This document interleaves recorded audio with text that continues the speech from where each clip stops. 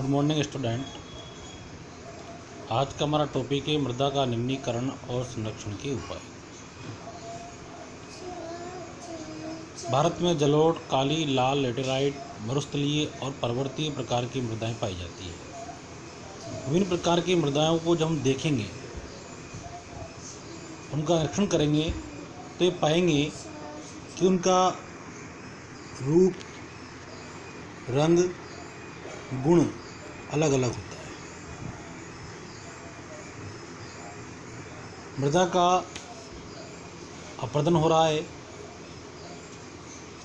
इससे उस मृदा की गुण में कमी आ रही है। मृदा का जो गुण होता है उसमें कमी आती जा रही है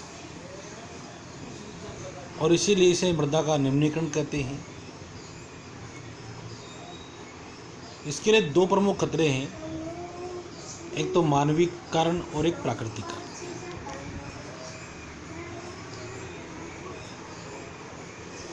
मृदा के निम्नीकरण में सहायक कारक वनोन्मूलन है, अतिचारण, रासायनिक उर्वरकों और कीटनाशकों का अत्यधिक उपयोग, वर्षा दोहन, भूस्खलन और बाढ़। ये सभी कारण हैं जिनके कारण मृदा का निम्नीकरण हुआ है और मृदा को बचाने के लिए हम निम्न विधियों का प्रयोग कर सकते हैं, जैसे मल्च बनाना, पौधों के बीच अनावरित भूमि जैव पदार्थ जैसे प्रवाल से ढक दी जाती है, इससे मृदा की आर्द्रता रुकी रहती है। वेदिका फार्म बनाकर चौड़े समतल सोपान अथवा वेदिका तिरु ढालों पर बनाए जाते हैं ताकि सपाट सतह फसल उगाने के लिए उपलब्ध हो जाए। इनसे पृष्ठीय प्रवाह और मृदा अपरदन कम होता है, जैसा कि चित्र 2.5 में दिखाया गया है।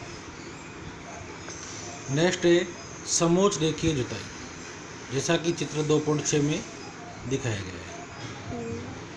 एक पहाड़ी ढाल पर समोच्च रेखाओं के समान अंतर जुताई ढाल से नीचे बहते जल के लिए एक प्राकृतिक अवरोध का निर्माण करती है।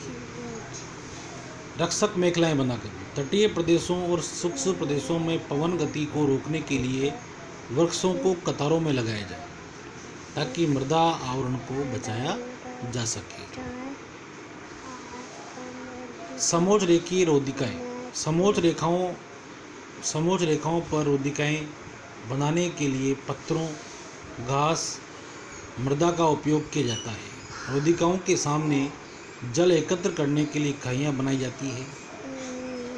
नेक्स्ट चट्टान बांध, ये जल के प्रवाह को कम करने के लिए बनाए जाते हैं। ये नालियों की रक्षा करते हैं और मृदा क्षति को रोकते हैं। बीज की फसल उगाना, वर्षा दोहन से मृदा को सुरक्षित रखने के लिए अलग अलग समय पर भिन्न भिन्न फसलें एकांतर कतारों में उगाई जाती हैं।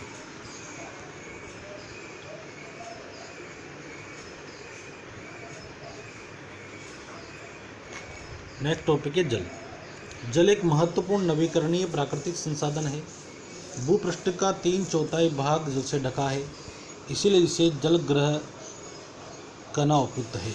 लगभग 3.5 अरब वर्ष पहले जीवन आदि महासागरों में ही प्रारंभ हुआ था। यद्यपि आज भी महासागर पृथ्वी की सतह के 2/3 भाग को ढके हुए हैं और विविध प्रकार के पौधों और जंतुओं को मदद करते हैं।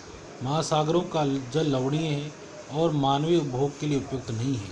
समुद्रों का जल खारा होता है जो मानव के पीने योग्य नहीं होता। अलवण जल केवल 2.7% है, यानी पीने योग्य पानी 2.7% है। इसका लगभग 70% भाग बर्फ की चादरों और हिमानियों के रूप में अंटार्कटिका, ग्रीनलैंड और पर्वतीय प्रदेशों में पाया जाता है। अपनी स्थिति के कारण ये मनुष्य की पहुंच के बाहर है। केवल 1% जल जो कि उपलब्ध है और वह मानव उपभोग के लिए उपयुक्त है। ये भूम जल के रूप में पाया जाता है, नदियों के रूप में पाया जाता है, झीलों में पृष्ठीय जल के रूप में पाया जाता है तथा वायुमंडल में जल वाष्प के रूप में पाया जाता है। इसीलिए अलवणीय जल पृथ्वी का सबसे अधिक मूल्यवान पदार्थ है। पृथ्वी पर जल न बढ़ाया जा सकता और न घटाया जा सकता। इसकी कुल मात्रा स्थिर रहती है। इसकी प्रचुरता में विविधता प्रतीत होती है, क्योंकि यह वाष्पीकरण, वर्षण और वाह की प्रक्रियाओं द्वारा महासागरों, वायु, भूमि और पुनः महासागरों में चक्रण द्वारा निरंतर गतिशील है। जैसा कि आप जानते हैं, इसे जल चक्र कहते हैं। मनुष्य जल की बड़ी मात्रा का उपयोग न केवल पीने और धुलाई में ही करता है, वरन उत्पादन प्रक्रिया में भी करता है। जल कृषि उद्योगों तथा बांधों के जलाशयों के माध्यम से विद्युत उत्पादन करने में भी प्रयोग किया जाता है। जल स्रोतों के सूखने तथा जल प्रदूषण के कारण अलवणीय जल की आपूर्ति की कमी के मुख्य कारण बढ़ती जनसंख्या, भोजन और नकदी फसलों की बढ़ती मांग, बढ़ता नगरीकरण और बेहतर होता जीवन स्तर। हमें देखते हैं कि औसतन एक भारतीय नागरिक प्रतिदिन लगभग 150 लीटर जल का उपयोग करता है। जैसे पीने के लिए 3 लीटर, खाना बनाने के लिए 4 लीटर, नहाने के लिए 20 लीटर, शौचालय फ्लशिंग के लिए 40 लीटर, वस्त्र धोना 40 लीटर, बर्तन धोना 20 लीटर, बागवानी के लिए 23 लीटर। अर्थात कुल जल उपयोग 150 लीटर का हम उपयोग करते हैं।